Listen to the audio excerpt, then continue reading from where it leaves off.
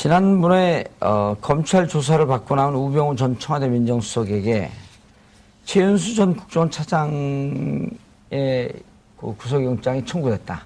어떻게 생각하냐 그랬더니 가슴 아프다. 잘 되기를 바란다. 그런데 기각이 됐어요. 뭐라 그러면서 기각이 됐나요? 아, 기각 사유 말씀하시는 예, 겁니까? 최윤수. 그러니까 범죄 가담 정도가 예. 그렇게 뭐 이렇게 중대하지 않다 이렇게 본 거죠. 예, 그래서 이것 가지고 좀 논란이 많죠. 예. 그러니까 그런 것까지 판단을 뭐 이렇게 영장 전담 판사가 내리느냐부터 시작해서, 그러니까 그래도 역시 자리의 중대성이라는 게 있잖아요. 또, 그러니까 최윤수 차장 같은 경우에는 그 국정원에서 어떻게 보면 2인자들이 하는 그런 자리 아니겠어요? 그리고 또 국내 정보 파트를 맡고 있는 굉장히 중요한 그런 그 자리였고. 예. 바로 그래서 사실은 우병우 전 수석이 그 자리에 자기 친구를 보낸 건데, 왜 보냈겠습니까? 소통이 그만큼 원활하길 원했기 때문에 보낸 거고, 그렇다고 중간에 또 이렇게 딴 데로 보냈냐 그것도 아니에요. 계속 일을 같이 했어요. 그 얘기는 뭐냐면 호흡이 잘 맞았다. 소통이 잘 됐다라는 걸 의미하잖아요. 그런 정도로 보자면 상당히 깊숙하게 개입이 돼 있을 수밖에 없는 정황임에도 불구하고 뭐 범죄가 좀 가입 정도가 좀 이렇게 낮다라고 본 부분은 좀 상식적으로 납득이 안 가는 부분이 분명히 있는 거죠. 예. 이렇게 판단할 수 있나요? 보통 그 구속영장 발부할 때 도주, 증거인멸의 우려, 사안의 중대성 이 세 개만 갖고 판단한다고 우리가 알고 있는데 피해자의 범행 가담 경위와 정도 등에 비춰 구속의 필요성을 인정하기 어렵다. 한마디로 말해서 이제 범행에 깊숙이 가담하지도 않았고 이 사람이 주도한 것도 아니다 뭐 이런 판단을 한 것 같은데요. 예. 조직범죄의 경우에서 이런 판단을 내린다는 게 상식과는 좀 부합되지 않는 것 같고 과거에 그 관행하고도 좀 안 맞는 것 같고 법률가들의 양심에 비춰봐도 과연 이 판단이 뭐 당연히 수긍이 간다, 납득할 수 있겠다라고 하는 수준은 아닌 것 같습니다. 이종훈 선생님 말씀처럼 최윤수라는 사람이 그냥 일반 장사미사가 아니고 국정원 차장으로 근무하고 있었고 거기 간 이유가 있고 또 추명호라는 사람은 바로 자기 밑에 있는 부하고 예. 그걸 또 계속 보고를 받아가면서 그 추명호 국장이 우병우 수석하고 연락을 했단 말입니다. 그러면 예. 그 중간에서 분명히 역할을 한 것이 있는데 아마 재판부에서는 그 최윤수 씨가 중간에 그 적극적으로 움직여가지고 뭔가를 지시하거나 뭐 어떤 정보를 수집하거나 보고하거나 한 게 아니다라고 봤을 것 같은데 본 것 같은데 형식 논리에 불과하다는 생각이고요. 국정원 차장이라는 사람이 이와 관련해서 계속 보고를 받고 있고 상황을 체크하고 있었는데 범죄의 중대성이 없다라고 본다는 거는 저로서도 정말 납득하기가 어렵습니다. 어떻게 국정원 차장이라는 자리가 친구지간에 무슨 특히 친구가 위난에 처하니까 그것도 공적인 지위에서 감찰하는 사람을 사찰하라고 지시한 거 아니겠습니까? 예. 그거를 그냥 할 수 있는 일이다. 그리고 중간에서 얘기만 들었지 자기가 적극적으로 나선 게 아니다. 아니, 얘기를 들었으면 하지 못하게 막았어야,죠. 그 하지 못하게 막은 것 자체도 굉장히 큰 잘못이죠. 그리고 추명호 바로 못한 자기가 것 자체. 직계로 데리고 있었던 추명호 국장은 구속이 됐단 말이에요. 구속된 예. 사유도 증거인멸의 염려가 있다. 네. 이게 보통 이제 이렇게 아까 뭐 조직범죄 얘기를 했었는데 네. 조직을 얘기할 때는 이른바 이제 조폭 논리들을 많이 차용을 하잖아요. 그렇죠. 예. 그러면은 행동대원은 가서 구속시키고 그 중간에 있는 그 부동업 같은 경우는 난 알고 있었는데 네. 난 그냥 끄떡이고만 있었다. 뭐 네. 적극적으로 지시하지 않았다. 그리고 수시로 보고했는데 뭐 그러냐 하고 있었다. 잘 모른다. 네. 이러면 부동업 구속 안 시킨다는 거 아니에요?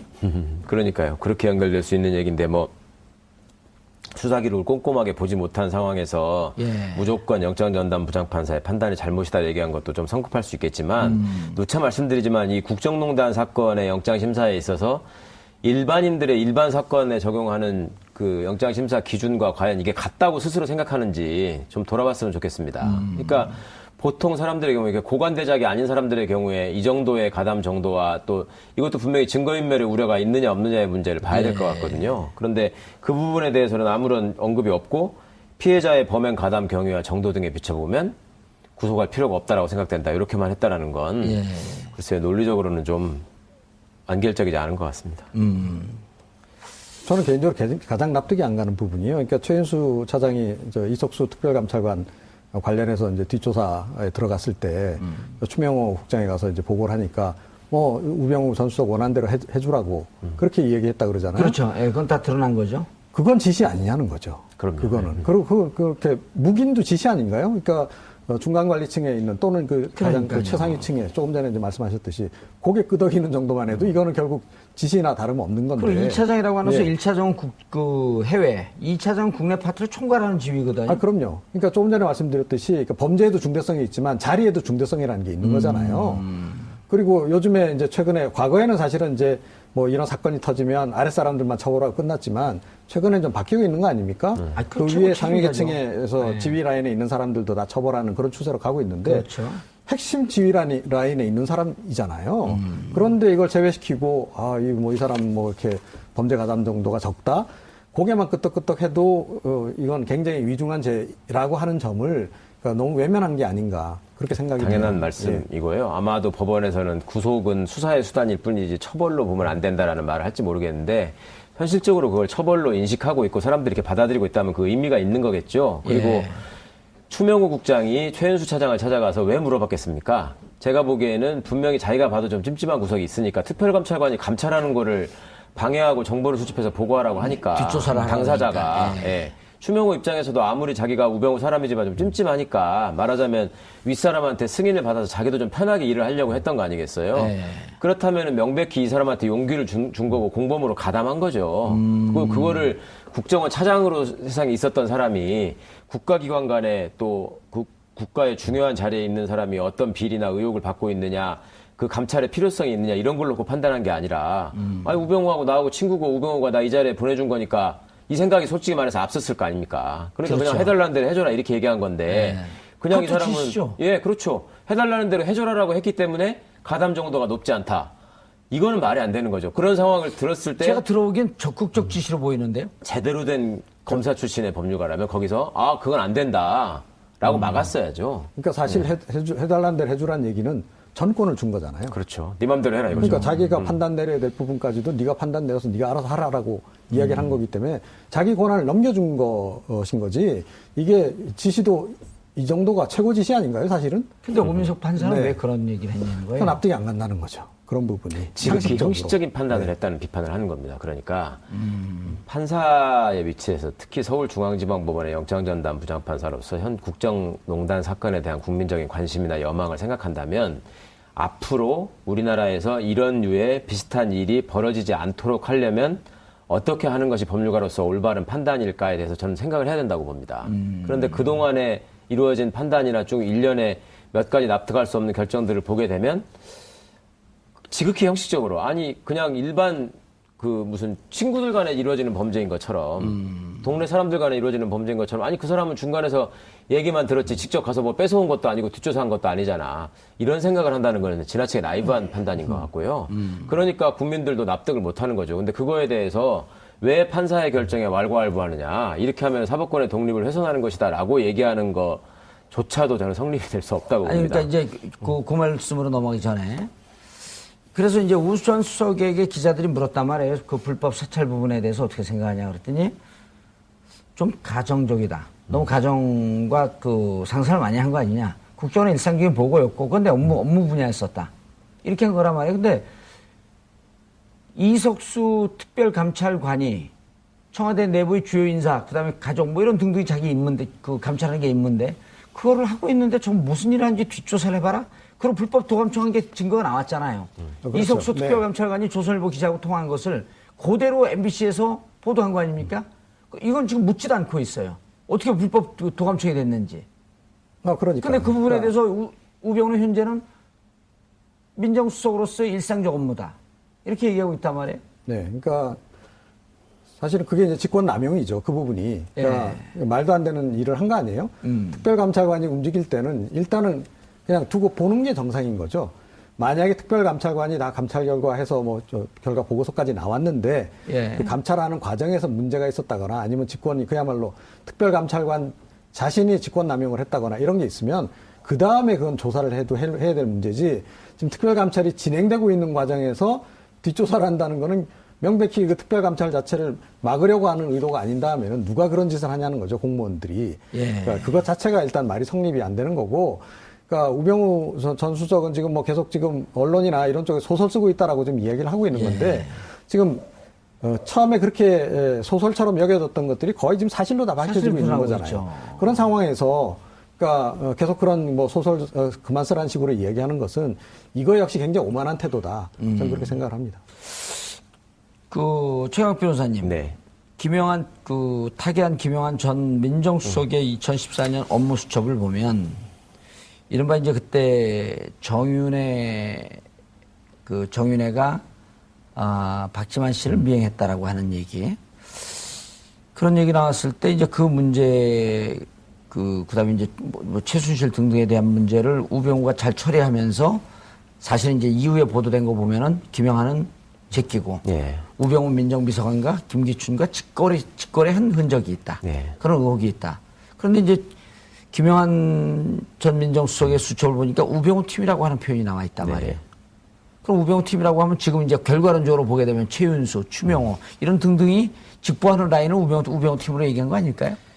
민정수석이 보고 라인에서 배제되기가 쉽지가 않죠. 그렇죠. 그거는 두 가지 조건이 충족됐을 때 가능하죠. 그러니까 최고 권력자의 막강한 신임이 있을 때만 가능한 일이고 네. 또 그 신임의 바탕이 될 만큼 독자적인 정보 내지는 권력자의 입맛에 맞는 보고를 적시에 올렸을 때 그게 가능하지 않겠습니까? 그러려면 민정수석 입장에서 민정비서관이 자기 검찰 한참 후배고 뭐니 해도 상명하복의 위계질서를 중시하던 검찰 출신의 후배인데 그 사람이 자기를 제끼는 거는 왜 그럴까에 대해서 분명히 생각을 해봤을 것 같고요. 나름대로 파악을 해봤을 것 같습니다. 그러다 보니 이미 민정수석을 제끼고 우병우의 영향력 하에 인사가 이루어지고 우병우의 사람들이 움직이고 있다라는 걸 본인이 알았기 때문에 우병우 팀이라는 표현을 쓰지 않았을까 생각을 하는데요. 예. 결국 그때도 김영한 수석도 권부 안에서 벌어지는 일종의 권력 다툼에서 자기가 패배한 거죠. 그렇죠. 그리고 그냥 껍데기처럼 돼 있지 않았습니까? 그렇다 보니 뭐 화병까지 얻은 걸로 지금 이제 이렇게 되고 있는데 그 안에서 얼마나 하여튼 막강한 위세를 떨쳤을까 하는 게 여러 가지로 이제 확인이 된. 그때 이제 나왔던 얘기가 제일 권력 누구죠?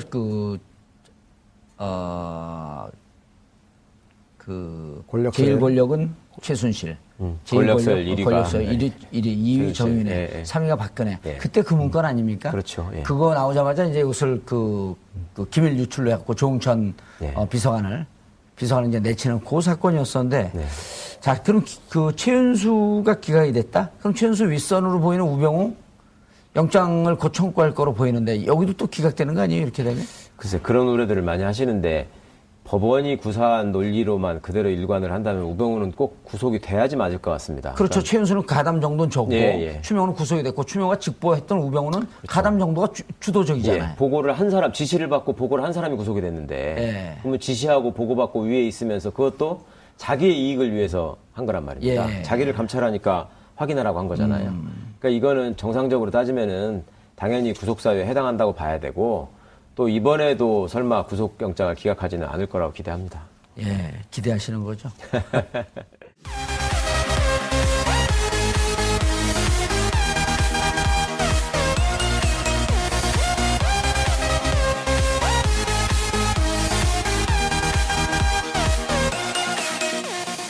지난번에 검찰 조사를 받고 나온 우병우 전 청와대 민정수석에게 최윤수 전 국정원 차장의 그 구속영장이 청구됐다. 어떻게 생각하냐 그랬더니 가슴 아프다. 잘 되기를 바란다. 그런데 기각이 됐어요. 뭐라 그러면서 기각이 됐나요? 기각 사유 말씀하시는 겁니까? 최윤수. 그러니까 범죄 가담 정도가 예. 그렇게 뭐 이렇게 중대하지 않다 이렇게 본 거죠. 예, 그래서 이것 가지고 좀 논란이 많죠. 예. 그러니까 그런 것까지 판단을 뭐 이렇게 영장 전담 판사가 내리느냐부터 시작해서, 그러니까 그래도 역시 자리의 중대성이라는 게 있잖아요. 또, 그러니까 최윤수 차장 같은 경우에는 그 국정원에서 어떻게 보면 2인자들이 하는 그런 자리 아니겠어요? 그리고 또 국내 정보 파트를 맡고 있는 굉장히 중요한 그런 그 자리였고, 예. 바로 그래서 사실은 우병우 전 수석이 그 자리에 자기 친구로 보낸 건데, 왜 보냈겠습니까? 소통이 그만큼 원활하길 원했기 때문에 보낸 거고. 이종훈 선생님 말씀처럼 최윤수라는 사람이 그냥 일반 장사미사가 아니고 국정원 차장으로 근무하고 있었고 거기 간 이유가 있고 또 추명호라는 사람은 바로 자기 밑에 있는 부하고 예. 그걸 또 계속 보고를 받아가면서 그 추명호 국장이 우병우 수석하고 연락을 했단 말입니다. 그러면 예. 그 중간에서 분명히 역할을 한 것이 있는데 아마 재판부에서는 그 최윤수 씨가 중간에 그 적극적으로 움직여가지고 뭔가를 지시하거나 뭐 어떤 정보를 수집하거나 보고하거나 한 게 아니다라고 봤을 것 같은데 본 것 같은데 형식 논리에 불과하다는 생각이고요. 국정원 차장이라는 사람이 이와 관련해서 계속 보고를 받고 있고 상황을 체크하고 있었는데 범죄의 중대성이 없다라고 본다는 거는 저로서도 정말 납득하기가 어렵습니다. 어떻게 국정원 차장이라는 자리가 친구지간에 무슨 특히 친구가 위난에 처하니까 그것도 공적인 지위에서 감찰하는 사람을 사찰하라고 지시한 거 아니겠습니까? 네. 그거를 그냥 할 수 있는 일이다. 그리고 중간에서 얘기만 들었지 자기가 적극적으로 나선 게 아니다. 아니, 얘기를 들었으면 하지 못하게 막았어야죠. 그 하지 못하게 막은 것 자체도 굉장히 큰 잘못이죠. 그리고 그렇다고 중간에 또 이렇게 딴 데로 보냈냐 그것도 아니에요. 계속 일을 같이 했어요. 그 얘기는 뭐냐면 호흡이 잘 맞았다. 소통이 잘 됐다라는 걸 의미하잖아요. 그런 정도로 보자면 상당히 깊숙하게 개입이 돼 있을 수밖에 없는 정황임에도 불구하고 뭐 범죄가의 좀 가입 정도가 좀 이렇게 낮다라고 본 부분은 좀 상식적으로 납득이 안 가는 부분이 분명히 있는 거죠. 예. 이렇게 판단할 수 있나요? 보통 그 구속영장 발부할 때 도주, 증거인멸의 우려, 사안의 중대성 이 세 개만 갖고 판단한다고 우리가 알고 있는데 피해자의 범행 가담 경위와 정도 등에 비춰 구속의 필요성을 인정하기 어렵다. 한마디로 말해서 이제 범행에 깊숙이 가담하지도 않았고 이 사람이 주도한 것도 아니다. 뭐 이런 판단을 한 것 같은데요. 예. 조직범죄의 경우에서 이런 판단을 내린다는 게 상식과는 좀 부합되지 않는 것 같고 과거의 그 관행하고도 좀 안 맞는 것 같고 법률가들의 양심에 비춰봐도 과연 이 판단이 뭐 당연히 수긍이 간다, 납득할 수 있겠다라고 하는 수준은 아닌 것 같습니다. 그 부분에 대해서는 아무런 언급이 없고 피해자의 범행 가담 경위와 정도 등에 비춰보면 구속할 필요가 없다라고 생각된다. 이렇게만 했다라는 건 예. 글쎄요, 논리적으로는 좀 안결적이지 않은 것 같습니다. 저는 개인적으로 가장 납득이 안 가는 부분이에요. 그러니까 최인수 차장이 이석수 특별감찰관 관련해서 이제 뒷조사에 들어갔을 때 추명호 국장에 가서 이제 보고를 하니까 뭐 우병우 전 수석 원한 대로 해주라고 그렇게 얘기했다 그러잖아요. 그렇죠. 예, 그건 다 드러난 거죠. 그건 지시 아니냐는 거죠. 그럼요. 그거는. 그리고 그렇게 묵인도 지시 아닌가요? 그러니까 중간관리층에 있는 또는 가장 그러니까요. 최상위층에 조금 전에 이제 말씀하셨듯이 고개 끄덕이는 정도만 해도 이거는 결국 지시나 다름없는 건데. 그리고 1차장이라고 하면서 예. 1차장은 그 해외, 2차장은 국내 파트를 총괄하는 지위거든요. 아, 그럼요. 그러니까 조금 전에 말씀드렸듯이 그러니까 범죄에도 중대성이 있지만 자리에도 중대성이라는 게 있는 거잖아요. 그리고 요즘에 이제 과거에는 사실은 이제 뭐 이런 사건이 터지면 아랫사람들만 처벌하고 끝났지만 최근에 좀 바뀌고 있는 거 아닙니까? 그 위에 상위 계층에서 지휘 라인에 있는 사람들도 다 처벌하는. 추명호 바로 맞지 자기가 못한 거 직계로 데리고 있었던 추명호 국장은 구속이 됐단 말이에요. 구속된 사유도 증거인멸의 염려가 있다. 네. 이게 보통 이제 이렇게 아까 뭐 조직범죄 얘기를 했었는데 네. 조직을 얘기할 때는 이른바 이제 조폭 논리들을 많이 차용을 하잖아요. 그렇죠. 예. 그러면은 행동대원은 가서 구속시키고 그 중간에 있는 그 부동업 같은 경우는 난 알고 있었는데 네. 난 그냥 끄떡이고만 있었다. 뭐 네. 적극적으로 지시하지 않았다. 그리고 수시로 보고했는데 뭐 그러냐 하고 있었다. 잘 모른다. 네. 이러면 부동업 구속 안 시킨다는 거 아니에요? 그러니까요. 그렇게 연결될 수 있는 얘기인데 뭐 수사기록을 꼼꼼하게 보지 못한 상황에서 예. 무조건 영장전담 부장판사의 판단이 잘못이다 얘기한 것도 좀 성급할 수 있겠지만 누차 말씀드리지만 이 국정농단 사건의 영장심사에 있어서 일반인들의 일반 사건에 적용하는 그 영장심사 기준과 과연 이게 같다고 스스로 생각하는지 좀 돌아봤으면 좋겠습니다. 그러니까 보통 사람들의 경우에 고관대작이 아닌 사람들의 경우에 이 정도의 가담 정도와 또 이것도 분명히 증거인멸의 우려가 있느냐 없느냐의 문제를 봐야 될 것 같거든요. 그런데